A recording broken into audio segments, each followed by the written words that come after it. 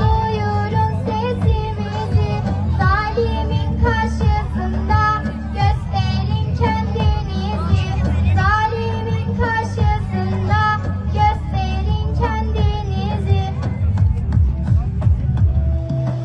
Bulut arkadaş olsun minicik kanatlara. Rabbiyel Âle, Sübhâne Rabbiyel Âle, Allahu Ekber, Allahu Ekber, Sübhâne Rabbiyel Âle, Sübhâne Rabbiyel Âle.